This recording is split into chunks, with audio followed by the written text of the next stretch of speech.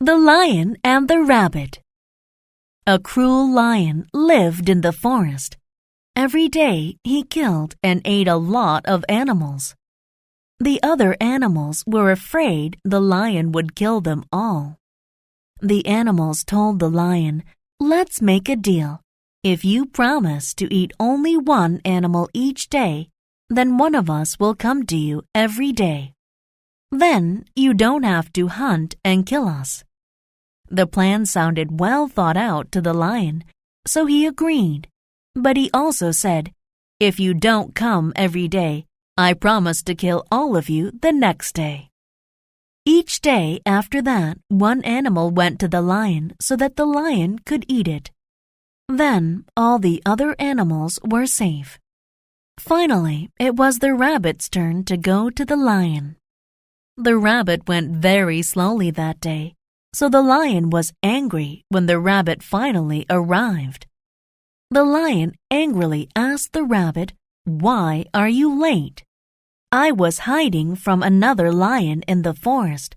That lion said he was the king, so I was afraid."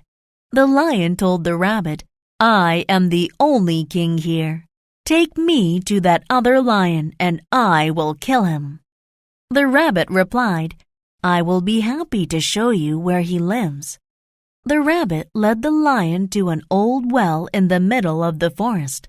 The well was very deep with water at the bottom. The rabbit told the lion, "Look in there. The lion lives at the bottom." When the lion looked in the well, he could see his own face in the water. He thought that was the other lion. Without waiting another moment, the lion jumped into the well to attack the other lion. He never came out. All of the other animals in the forest were very pleased with the rabbit's clever trick.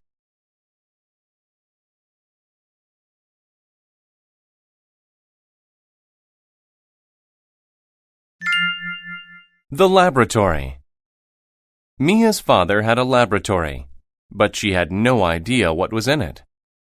Her dad always closed and locked the door when he went in.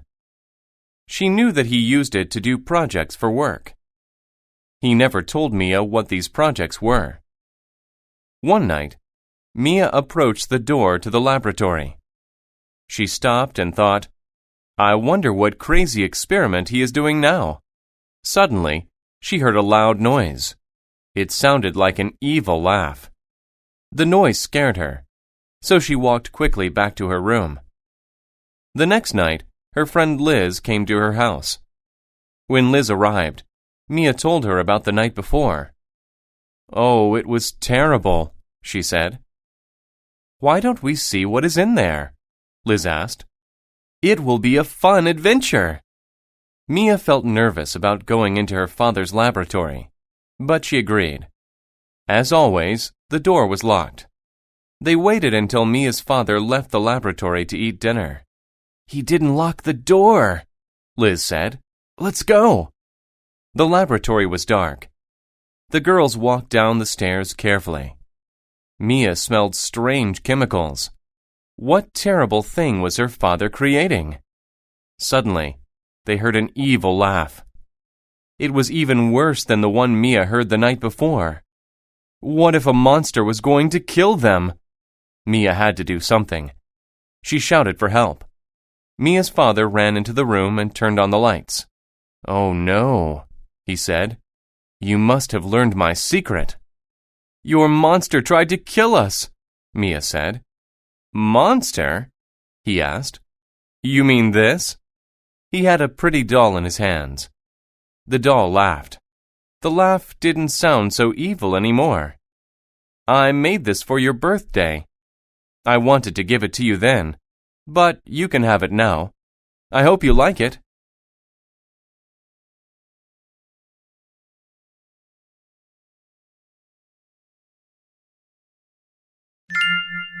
The Report. Lee sat among the books at the library and thought about his group project. They had to turn it in soon, but he hadn't even started his part. Jack and Claire were in his group. They had worked hard. They were also very smart, and Lee didn't want them to get a bad grade. Jack did the report. He wrote a lot of very good sentences and described things with great adjectives. Claire drew a nice map of the stars. Now Lee needed to do his part of the project. Well, I suppose I need to start my model, Lee thought. Making a model of a planet was really hard. Lee tried to read several books, but he couldn't comprehend any of the charts. "We're going to fail because of me," Lee said. He put his head down on the table and said, "I wish I could see a planet instead of having to read about it." Suddenly, there was a bright light.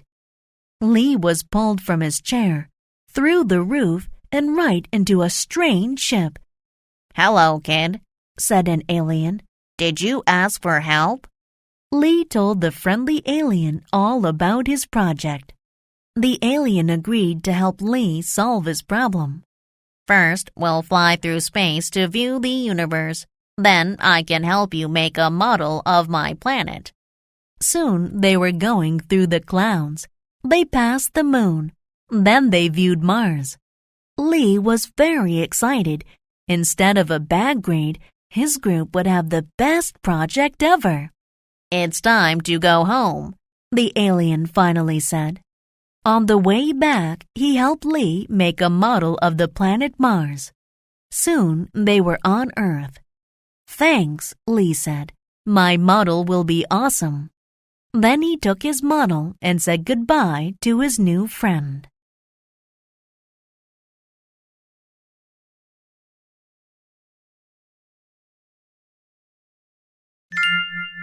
The Dog's Bell. John's dog was a bad dog. He bit people frequently. John had great concern about this. It was not an appropriate way for a dog to behave. His friends in the village always expected the dog to bite them. The news about John's dog spread through the village. None of the people wanted to go to John's house. John tried to instruct the dog to behave, but it never worked. He tried to be patient and teach the dog to be calm.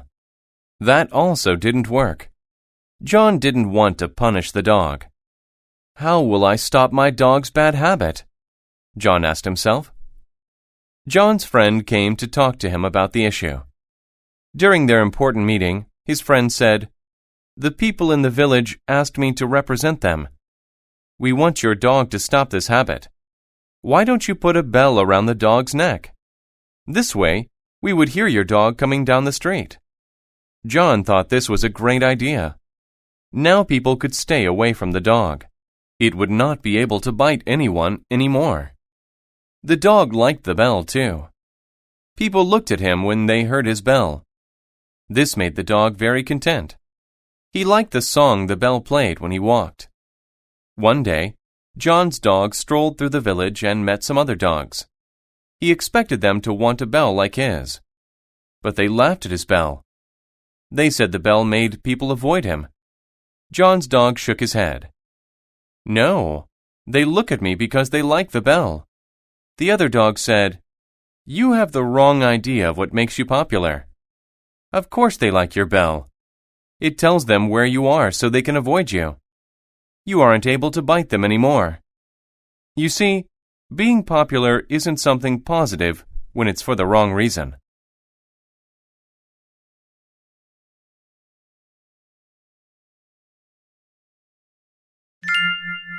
The Jackal and the Sunchild. A jackal is a wild dog with a big black back. It resides in the desert. But how did the jackal get his black back? This was how it happened.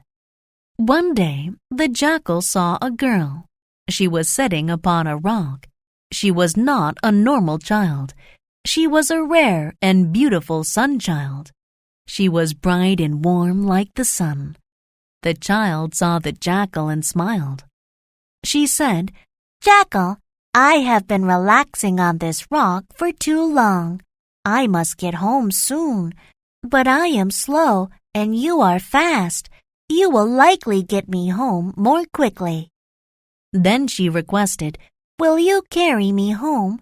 If you do, I'll give you a gift. This necklace belongs to me, but I will give it to you." The wild jackal agreed. So the Sunchild sat on the dog's back. They started to walk, but soon the jackal felt ill. The Sunchild was very hot on his back. The heat was hurting his back very badly. "I made a terrible error in judgment," he thought. He shouldn't have agreed to carry her, so he asked her to get off. But she did not. The jackal's back continued to get hotter and harder. He had to get away from the Sunchild, so he made a plan.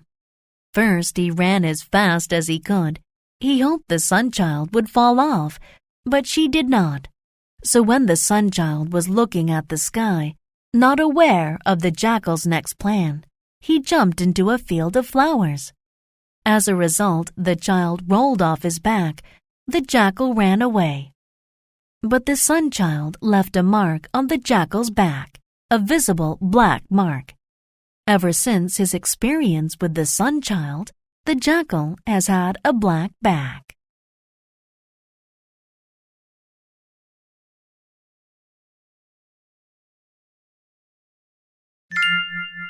The Friendly Ghost. A nice woman lived by a large river. She loved children. She wanted to help them in any way. She loved her community, and everyone in the community loved her. She lived a very long time and became very wise. When she died, she became a ghost. She was dead, but every night she returned to her community. She wanted to help children and not to cause them fright, but she had a scary voice. Children were afraid of her, but the ghost was a good one. She only scared them to help them. One night, some children and a dog were playing by the river. They were having fun with their pet, but they were far from home. Then the weather became bad. It rained and rained. The river was rising. It was very dark. The children knew they were lost. They needed to go north, but they didn't know which direction it was. When the moon came out, they saw a ghost by the river. The ghost said, "Go away!" The children felt great fright. They knew it was a ghost. Then the ghost moved closer. She yelled again, "Go away!" The children became very upset. Some of them began to cry. The children knew they had a choice. They could escape, or they could stay and face this scary individual in the dark. The children ran a long distance away. The ghost followed them all the way. Finally, the children reached home. The ghost was very happy. Soon the river rose higher and higher. It was very dangerous. The ghost had helped the children survive. She had saved them from the rising water. She also used her power to lead them home. Sometimes, meeting a ghost has advantages. A ghost can save your life.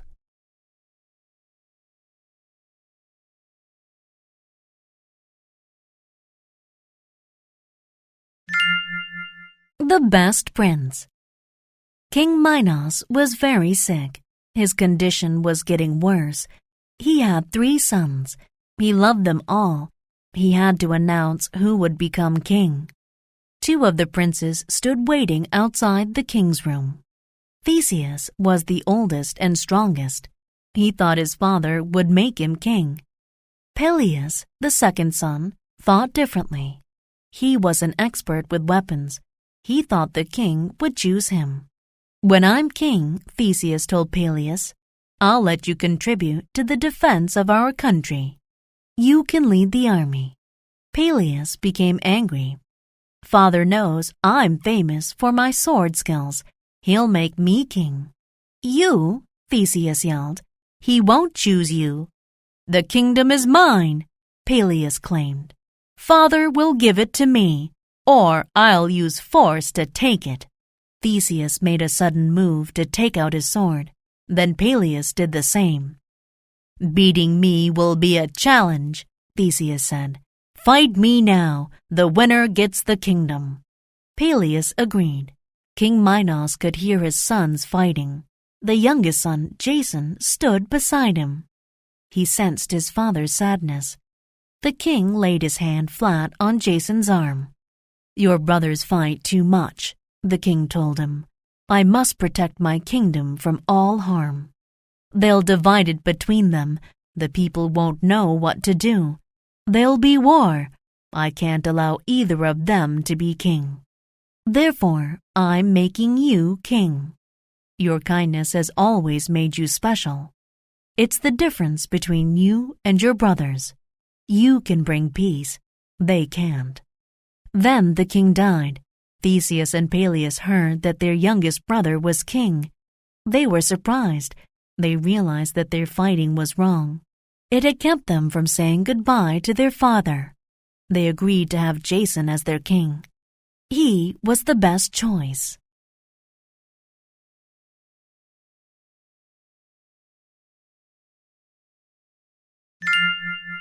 How the sun and the moon were made.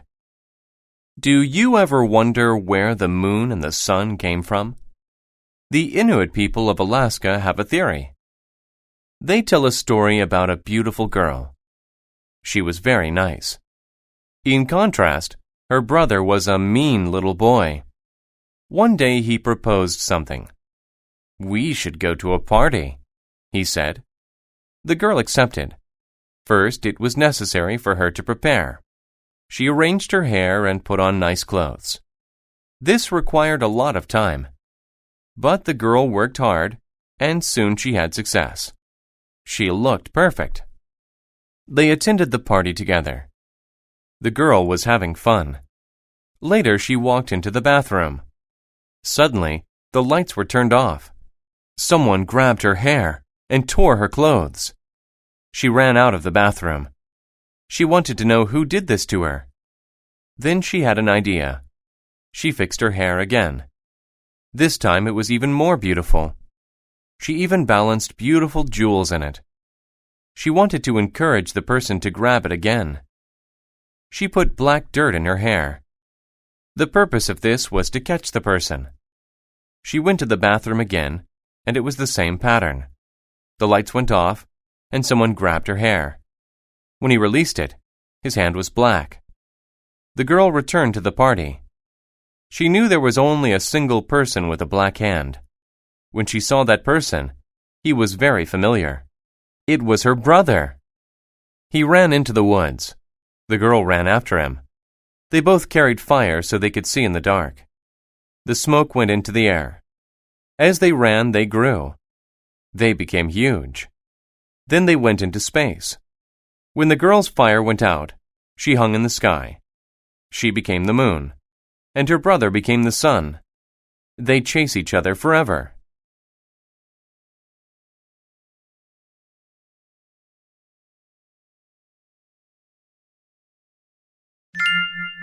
The Starfish. Last summer, I took a trip to an island. I had a lot of fun. I sat and watched the waves and listened to the ocean. I learned to identify birds. I discovered pretty things and enjoyed the taste of new foods. It was a very nice time. One evening, I took a pleasant walk by the ocean. When the waves came in, many starfish fell on the beach.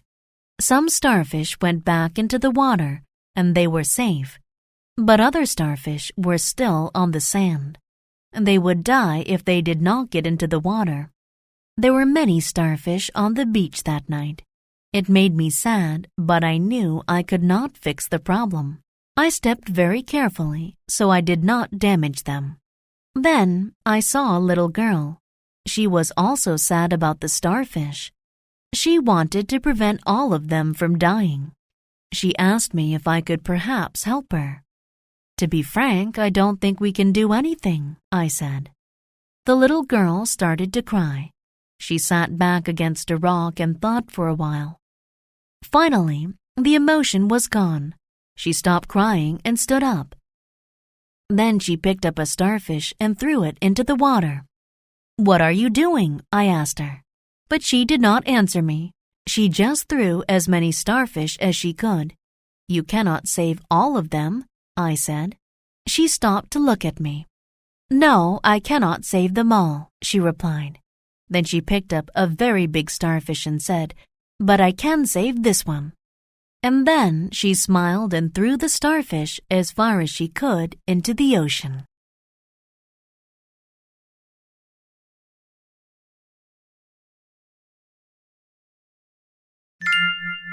The first peacock. Argos lived in ancient Greece. He was a husband and a proud father. He worked hard and did well at his job. But one thing about him wasn't normal. He was born with 100 eyes. Having many eyes was usually a benefit to him. He had a chance to see many things. Also, since he had so many eyes, he was very good at guarding things. While sleeping, he only rested a few eyes at a time. The others stayed awake. He worked for Hera, a great goddess. His primary function was to guard a special cow. The cow was very important to Hera. It was her favorite pet. The most essential part of his job was to keep the cow alone. It had to be kept separate from all the other cows and far away from people. This was an easy job for Argos. The cow just ate grass all day. But the god Zeus wanted the cow. He wanted to take it away from Hera. He had a plan. He found a great music player. He asked the man to play a beautiful song for Argos. Zeus was certain Argos would go to sleep. The song had an immediate effect. Argos couldn't focus on his job. He fell asleep. Zeus saw this, and he took the cow. Hera was very angry with Argos. She turned him into a peacock. She put his many eyes on his tail. Argos was very sad. Zeus saw how much trouble he had caused Argos. He made another plan. He turned Argos into a group of stars. He wanted Argos to remain in the sky forever. Even today, Argos's image remains there, above the site where all his problems began. We can still see him in the night sky.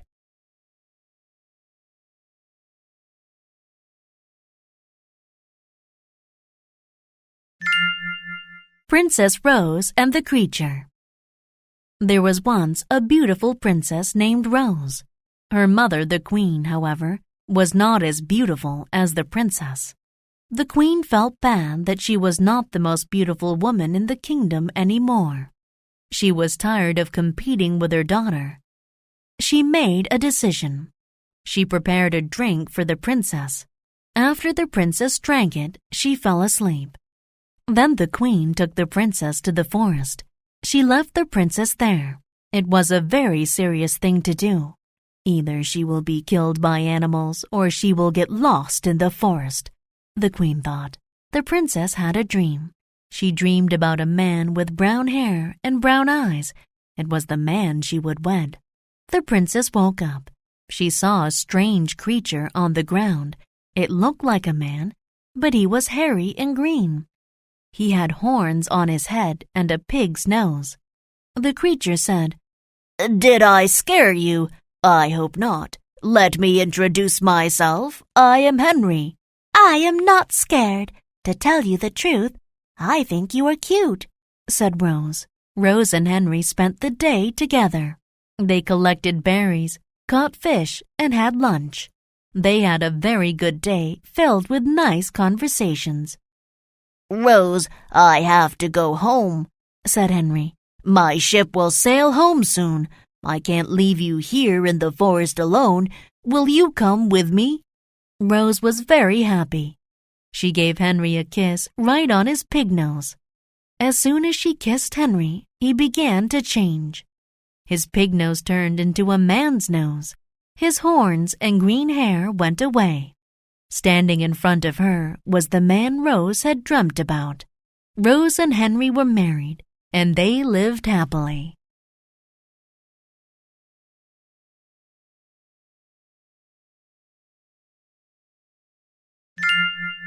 The Crazy Artist. Fraunhofer was the best artist in the world. Everyone loved him. The quality of his paintings was very high. He always used the best materials. He made a big profit from his paintings. He had delicious meals with his rich neighbors. He taught art classes. Life was good. Then his attitude changed. He stopped selling paintings and teaching.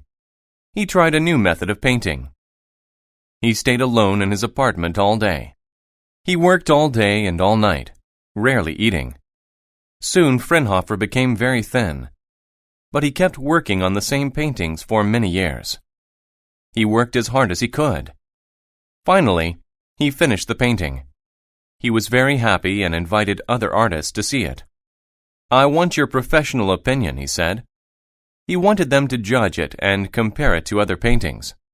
Everyone was very excited as they went up the stairs to his apartment. Fraunhofer was excited to show his painting, and the artists were excited to see it. "They'll love it," he thought. But they did not. They were surprised by his painting. There was no white anywhere. Fraunhofer filled the whole painting with lines and colors. There was no space for a normal picture. It was full of strange shapes. It looked bad to the other artists. He used symbols, and they didn't understand them. They thought it was terrible. "Why did you paint this strange picture?" someone asked. They didn't understand its beauty. But after some time, many people began to like his painting. People wrote articles about it in magazines. They said it was his best work. They loved his strange symbols. They loved his strange colors. Fraunhofer's painting reminded everyone that just because something was new didn't mean that it was bad. He also helped them to realize that sometimes it takes people a little time to understand great things.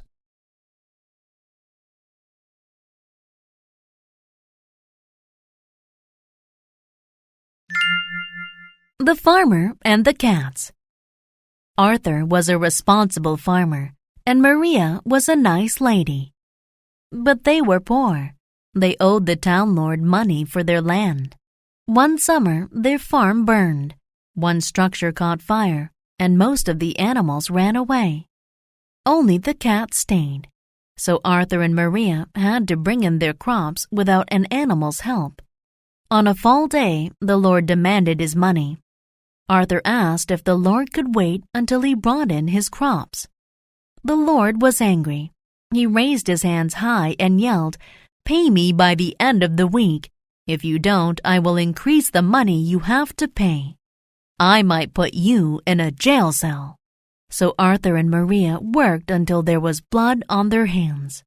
They finished 4 lines of corn and went to bed. But the next morning, 8 lines were finished. "Maria, didn't we stop in this spot here?" Arthur asked. "Yes, that is correct, and the tools were in a different position too," Maria said. They were surprised and happy. That day, they worked hard and finished 5 lines. But in the morning, 10 lines were done. Each day, they did a lot of work. Each night, someone else did an equal amount of work. In a week, the whole field was finished. "Tomorrow I will sell the crops and pay the Lord," Arthur said. But that morning, the crops were gone. A bag was in the middle of the field. It contained money. "Maria, let's see who has helped us work." Through a hole in the wall, they saw a funny sight. The cats were dancing in the field and eating corn. Now Arthur knew what had happened. The cats had worked at night. After that, Arthur was very nice to his cats and fed them lots of corn.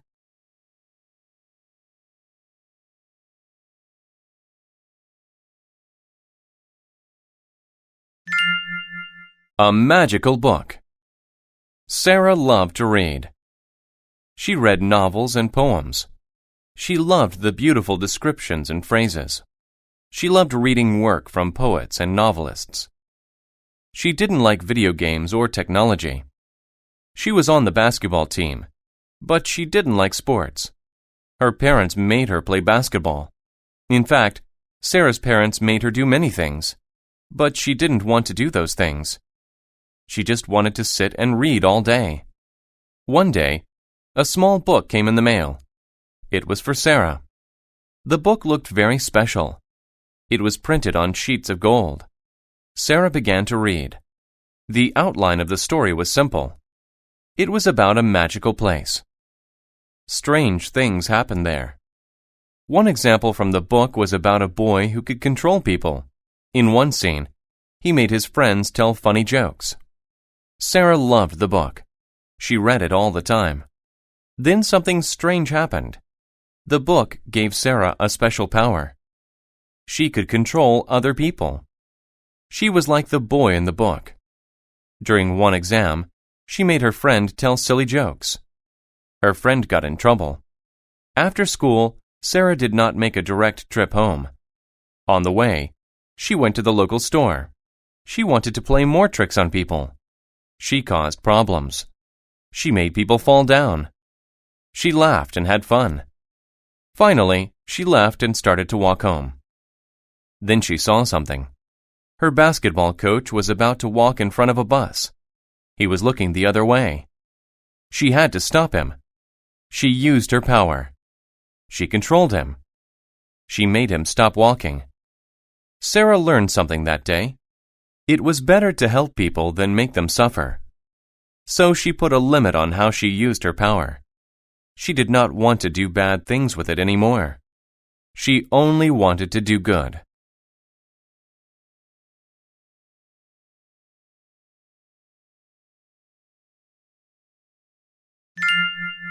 The Big Race. A dog saw a group of animals across the road. He walked over to meet them. "What are you doing?" he asked them. "I just sold them tickets to a race between the rabbit and the turtle," the duck responded. This news excited the dog. He felt fortunate that he happened to be there. "I don't have anything to do today," the dog said. "I want to buy a ticket too." The dog sat down to observe the race. The race would be extreme. It would be many kilometers in length. The rabbit and the turtle stood next to each other. They waited for the race to start. The dog wondered why the turtle agreed to run against the rabbit. Being fast was not a characteristic of turtles. The rabbit was going to win easily. Suddenly, the race began. The rabbit ran extremely quickly. The turtle walked slowly. After a minute, the rabbit looked back. He saw that the turtle was far behind him and was breathing quickly because he was so tired. The rabbit smiled and slowed to a walk. A minute later, the rabbit said, "I'm winning, so I'll take a rest." He sat and began to consume some grass. Then he let his eyes close. He wasn't the winner yet, but there was no risk of him losing the race. He went to sleep. Hours later, a loud sound woke him.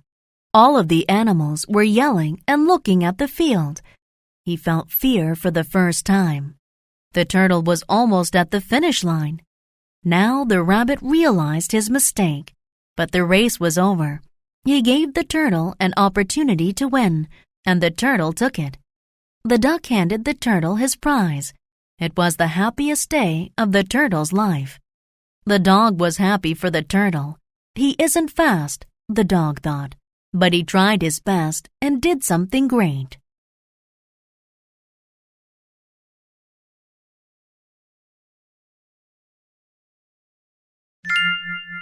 Adams County's Gold. Adams Academy was a good school. Boys lived there and took classes. Tom worked hard all week. On a spring Saturday, he wanted to do something fun. He asked his friend Jeff to go to the movie theater. "Sorry," Jeff answered. "I'm going to a concert." So Tom asked Joe to go to the movies. But Joe's soccer team had a game. Next, Tom went down the hall to Brad's room. Brad was reading a very large old book. "Hi, Brad," Tom said. "Are you reading a dictionary? It looks ancient." "No, this is called The Wealth of Adams County. It's about hidden gold in Adams County. It's more than a century old. It was published in 1870. Look, it even has the original cover on it." Tom asked, "Where did you get it?" "It's from my dad's friend. He is a nice gentleman, an officer in the army," answered Brad. "The gold doesn't really exist, does it?" Tom asked. "I don't know, but maybe. There are clues to it in this book. Let's find it." Looking for gold sounded like fun. The first clue was to find a flat tree underground. "It must be in the forest," Tom said. Brad said, "The flat tree could be a board under the dirt. It could cover the gold." Tom and Brad dug in the dirt all morning. The process of looking for gold made them hungry. They were ready to stop for lunch. But then Brad hit something hard. It was a board. Brad pounded on the board until it broke. There was a small hole under it. "Look!" He held up a gold coin. Tom saw a piece of paper in the hole. "Brad, there's more. It's a map to the rest of the gold." Brad smiled. "Let's go." And they hurried to find the wealth of Adams County.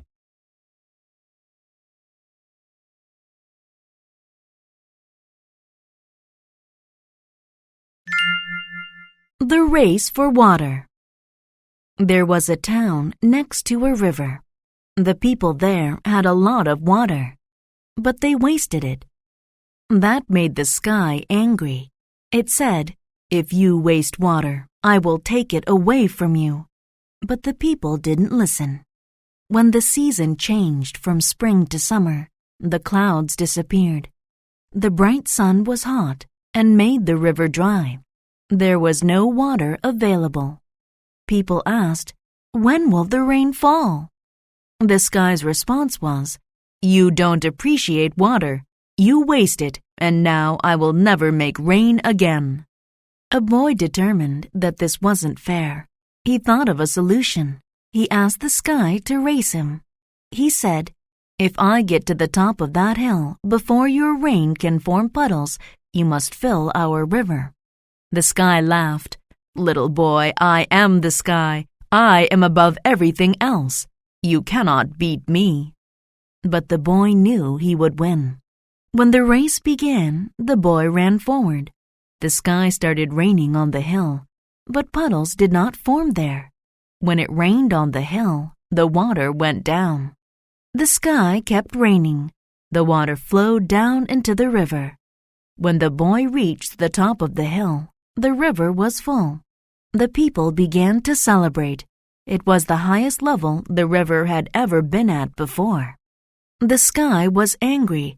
"A boy can't beat me. I won't fill your river," it said. Now the boy laughed. "It doesn't matter whether you want to fill it or not," he said. "You already did." The sky looked at the full river. "You tricked me," it said. It asked the people, "Do you appreciate water now?" "Yes," they said. "We won't waste it." That is how a lone boy saved his town and won the race for water.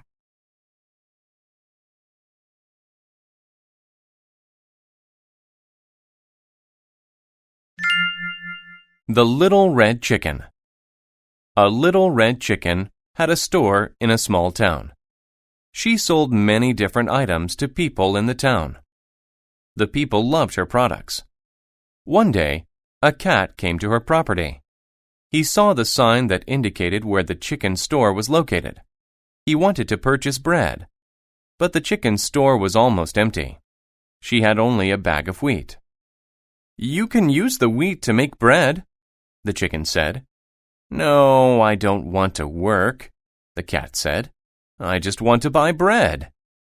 The cat became angry and left the store. Later, the little red chicken saw the cat in a crowd. "I will help you make the bread," she said. But the cat treated her badly. He did not even communicate with her. He did not want to do any work, so the chicken decided to make the bread.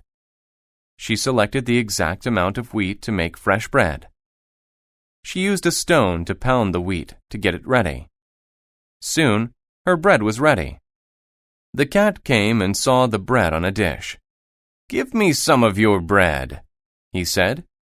"No," said the little red chicken. "You did not help me make the bread, so you shall not have any to eat." The cat argued with the chicken. He tried to offer a price for it, but the little red chicken did not want to sell her bread. "Don't depend on others to do work for you," said the little red chicken. "Then how will I get bread?" the cat asked. "I recommend doing some work," said the little red chicken. "Use a tool to plant your own wheat. When it grows big, you can gather it and make your own bread. You need to learn to do work for what you want."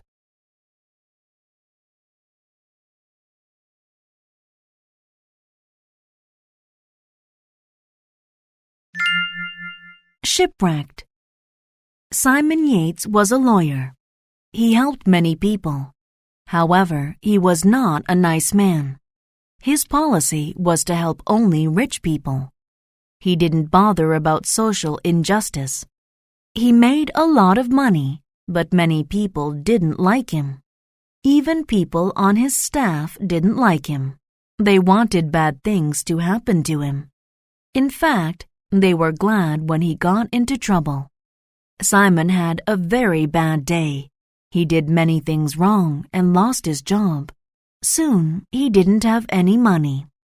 His wife, Mrs. Yates, began to have doubts about him. Simon wanted to start a new life. He planned to leave the country. He mentioned his plan to the captain of a ship. The captain was exploring the world. The captain felt bad for Simon and said, "I will take you to foreign countries." They left the next day. Near the conclusion of their international trip, the weather turned bad. A wave pushed Simon off the boat, but he was alive. He swam toward an island. After a long time, he got there. At first, he was upset. He was lost and alone. "I'll never go home again," he thought. He had a lot of problems, but he survived. He built a house in a tree. He lived on a diet of fish. He made tools from wood and bones. He made a cup to drink rainwater. Slowly, he learned to be happy on the island. He swam every day. He had trouble sometimes, but he always found a way to fix the problem. Life was simple. He liked it. Finally, people on a ship saw Simon on the island. They wanted to take him home. But Simon was happy. He gave them a long speech about life. He said he wanted to stay. He liked his new simple life more than his old life.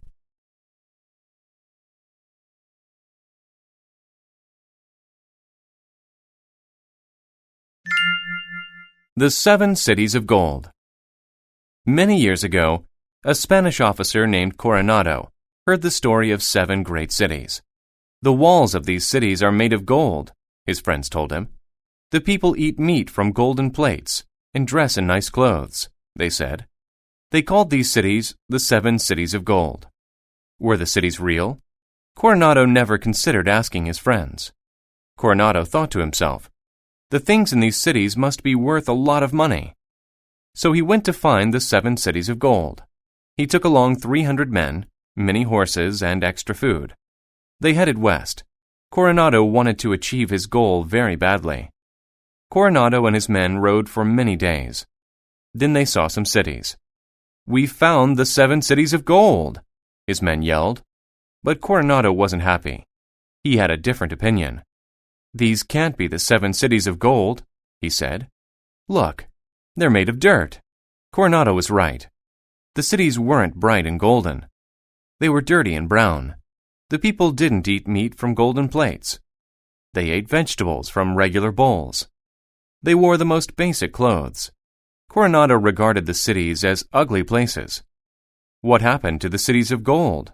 He thought. Did someone destroy them? Was there a war? Did someone already come and take the gold? That night, the people of the cities entertained Coronado and his men and served them food. They advised Coronado to go home. "There is no gold here," they told him. Coronado was angry. Did his friends lie to him? He left the next morning. He looked back at the cities one more time. The sun reflected light on the dirt houses. Coronado thought he saw a bit of gold. Were his friends right after all? No, he told himself. It's just the sun. Then he turned away and went home.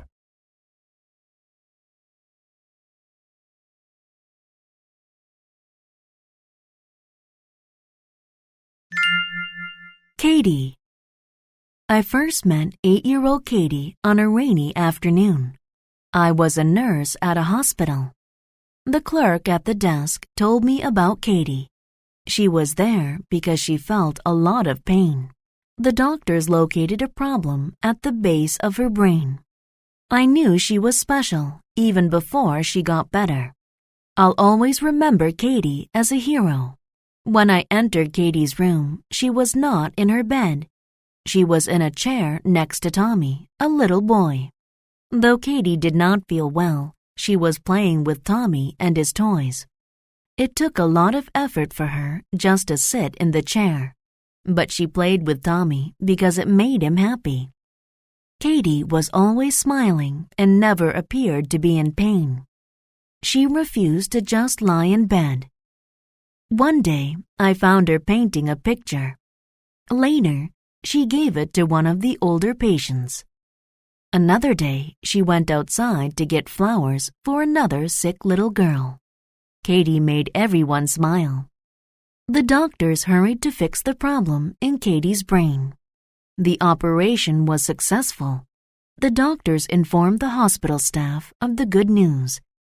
Katie was fine. She soon felt excellent. She got better and was able to leave the hospital a month later. I have had a long career as a nurse. I have met many patients.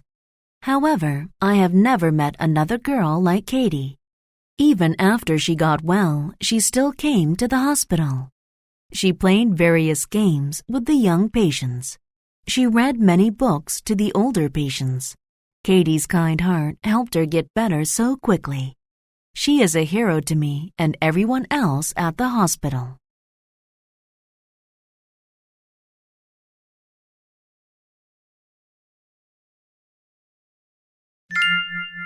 A better reward. Jenny delivered food for a restaurant. She read the newspaper and said, "Uh-oh." There was a story about a thief. He stole food, and no one had seen him. Even the police couldn't catch him. Jenny was a little scared. She worked close to that area. The newspaper included a message from the police. If anything strange occurs, call us. If you help us to catch the thief, you'll earn a reward. Jenny talked to Jim. He managed the restaurant. "Do you know about the thief?" "Yes," he said. "But he steals more than one person can eat. And why haven't the police stopped him yet?" "It's a mystery. If you see him, contact the police. Don't run after him." Jenny drove to a customer's house.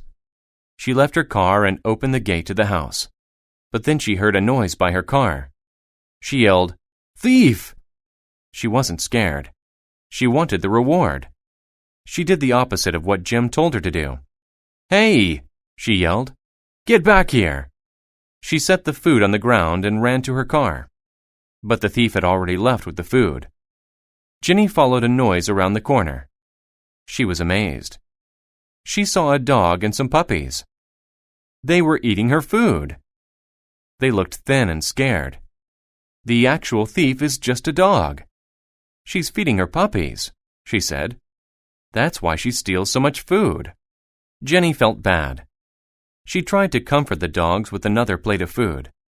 Then she took them back to the store. Everyone there took a puppy home. Jenny called the police. She told them there was no real thief. Jenny didn't do it to receive the reward anymore. She said, "It was just a dog. But there's no charge for catching this thief," she said. "My new dog is a better reward."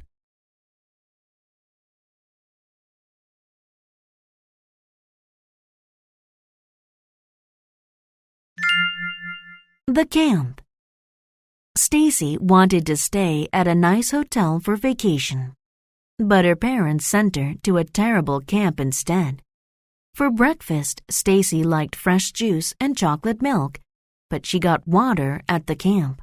In the afternoon, she wanted to write poems, but she had to swim. The camp was near an airport with loud planes. Spiderwebs hung over her bed. To her, the kids' average behavior was very bad. No girl matched her personality. She hated it. One day, they had a class. Mental exercise sounded good to Stacy, but it was a course on water safety. They learned how to be safe passengers on a boat. Stacy didn't ever plan to go on a boat. The next day, they played a game. There were a red team and a blue team. Stacy was on the blue team. Each team had to try to remove the other team's flag from a pole. They also had to use water guns. "I'm not much of an athlete," she said, but she still had to play. Stacy took a water gun and looked for somewhere to hide. A boy said, "Stacy, you advance to the middle. I will go right. Those two will go left." Stacy still didn't want to play. She walked into the forest and saw a red team player coming. Stacy hid behind a tree and then jumped out and shot the other player. "This is fun," Stacy thought. Several minutes after advancing further, Stacy saw the red flag. A red team member was watching over it. She shot him with her water gun. Then she lowered the flag and ran back to her team. "I got it," she yelled. The blue team won. Stacy was the hero. For the rest of the week, Stacy had fun. She even made new friends.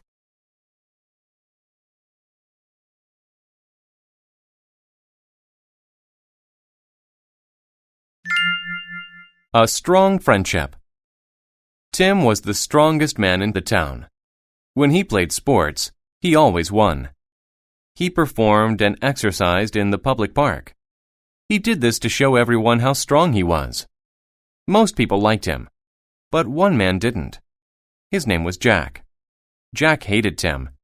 Jack was a movie critic and the smartest man in town. He could solve complex math problems, but no one cared. Jack wanted to be famous like Tim. One day, there was an unusual event. A big storm came suddenly. Snow covered the town. No one could get out. They needed food. The people said, "This is a task for a strong man." Tim was under pressure to save them. But Jack wanted to be the hero. So they both went. Tim said, "You can't help because of your lack of strength." But Jack found some small passages under the snow. One of them led toward another town. That town had food.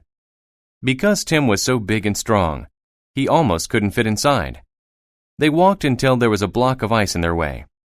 Jack said, "We can't get past it. But if you strike it, it might break." Tim knew that was probable. He broke it. When there were more ice blocks, Tim broke them. That made him tired. He couldn't walk anymore. Jack said, "Let's unite and support each other. I'll get the food alone. You rest here." Jack came back with food.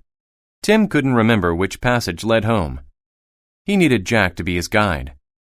The men became friends by working together. In town, people saw Jack with the food and cheered. They called Jack a hero. But Jack didn't care. He was thinking of something else. He said to Tim, "I thought I was smart, but I learned a new term today. Friendship."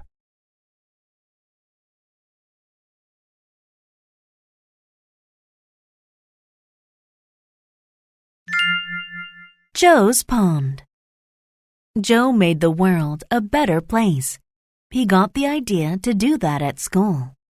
He watched a video there. It was about a factory. This factory produced a lot of trash and put it in a river. The trash and water were a bad mix.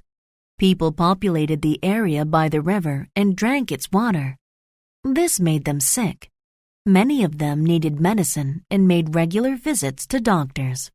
But the video wasn't all bad news. It showed ways to pick up trash and why it's important to do this. It said people can make a difference to their environment. The video's important features made Joe associate trash with hurting people. One day, Joe walked through a park. He recognized some of the problems from the video. One instance of these problems was the trash in the pond. It was full of plastic cups. There was too much trash. Joe didn't want it to hurt anyone. He told his grandfather about the park. His grandfather said, "You know, it's a tradition in our family to help people. That's why we give food to poor people. Maybe you can help people by cleaning the park." Cleaning the park would involve hard work. Joe decided to organize a group to help him. He chose a wide area of the park. It had the most trash. He asked his family and friends to come. On Saturday, he gave everyone a sharp stick. They wondered why. He said, "You use the stick's tip to pick up trash. This makes it easier." They worked for 6 weeks.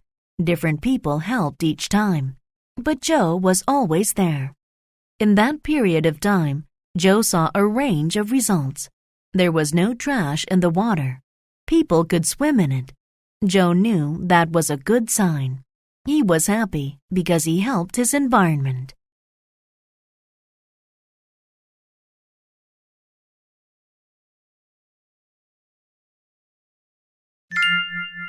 Archie and his donkey. Old Archie needed some money. He decided to sell his donkey. So he and his son Tom went to town. It was situated many miles away. Soon they met a woman. "Where are you going?" she asked. "To town," said Archie. "Any smart person would ride the donkey," she said. "What are you implying?" Archie asked.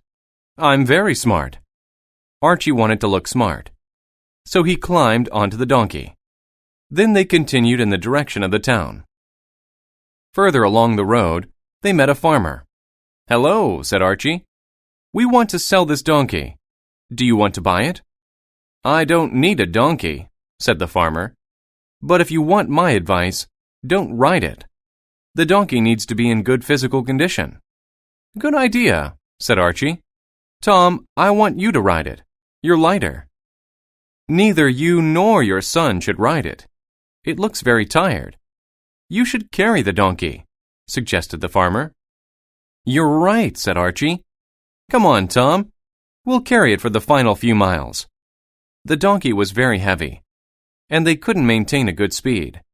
They didn't arrive until late in the evening. At last, they walked into the town. But there they attracted the attention of some teenage boys. They laughed at Tom and Archie. They started to throw stones at them. The donkey reacted by kicking. Tom and Archie dropped the donkey. It fell on the ground and they ran away. Archie lost his donkey. He went home with no money. What does this story teach us? We cannot please everyone in our society. Don't take everyone's advice, but set your own standards. Prove to everyone that you can make decisions by yourself. Otherwise, you may end up with nothing at all.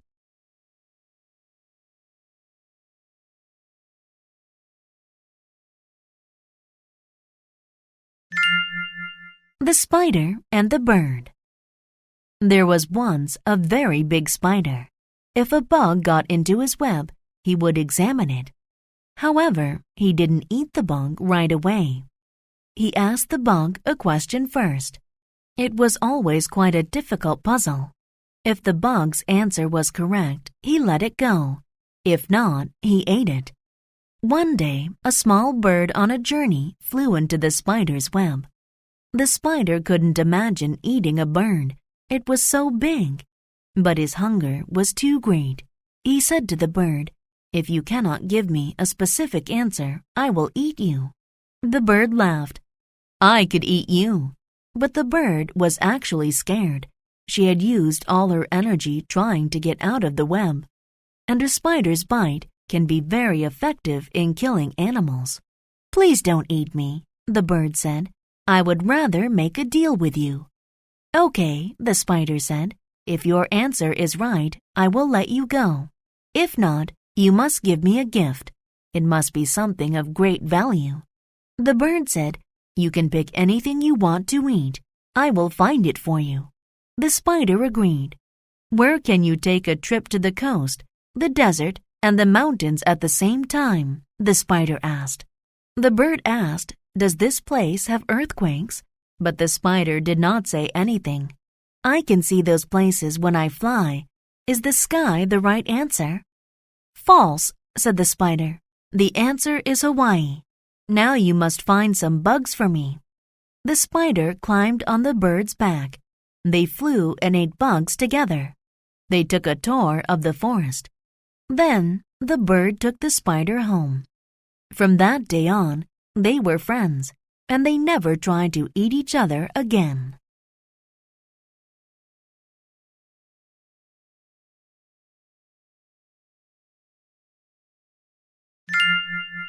The party. Cody's family moved to a new house. His dad got a new job as a professor. Cody liked his new town, but he missed his grandparents. For his birthday, Cody wanted to have a party. His dad said, "Yes, we could even have a band play." On the day of the party, Cody woke up and rushed to get ready. He started to check his list of things to do. He was so excited. But then he noticed something terrible. There was snow on the ground, and lots of it. "Dad," he yelled, "how can the band play their instruments outside?" Dad said, "We'll move the stage inside." It barely fit within the garage because there were some boxes and garbage there. But when they finished, they got a call from the band.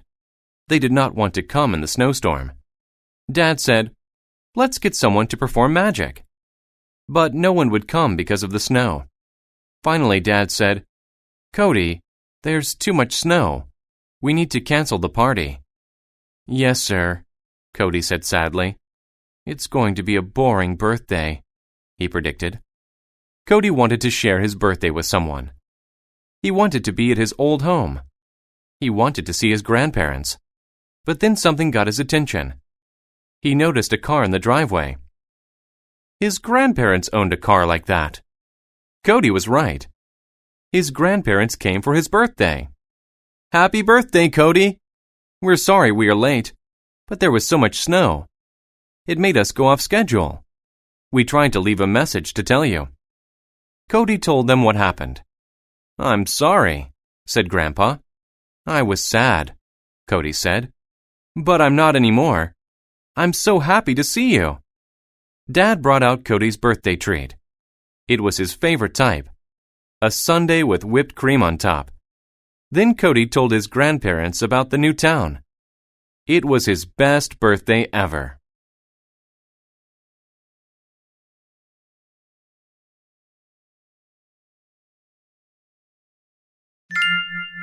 How the World Got Light. The president of Darkland was a pig, a very bad pig. He was a pig of major importance. He was rich and he had a lot of strength. But he was mean to all the animals in Darkland. He kept all of the world's light in a bag. He preferred to keep the world cool and dark. He wanted to stop the progress of the city. The animals couldn't work in the dark. He didn't have any respect for them. "Light is too good for them," he said. "Only I should have light." But the animals needed light, so they decided to hold a competition. They wanted to find the smartest animal in Darkland. That animal had to steal light from the president. They advertised the competition everywhere. All the animals came. The animals all showed off their skills. The audience watched and then voted for the animal with the most knowledge. The winner was a tall bird named Raven. They assigned him the job of getting light. The next morning, Raven ate breakfast and then left his home. "How will I gain light from the president?" thought Raven. He needed to trick the president somehow. Then Raven had an idea. Raven could make his voice sound like anything. Raven walked up to the president's door. He made the sound of a crying baby. He cried very loudly. Soon the president opened the door. "Be quiet," the president yelled. Right then, Raven quickly made his move. He flew by the pig and found the soft bag. He took it outside. The sun was inside the bag. Raven flew high and put the sun in the sky. The president was very mad. Raven tricked him. But the other animals were very happy. At last they had light, all because of Raven's smart thinking.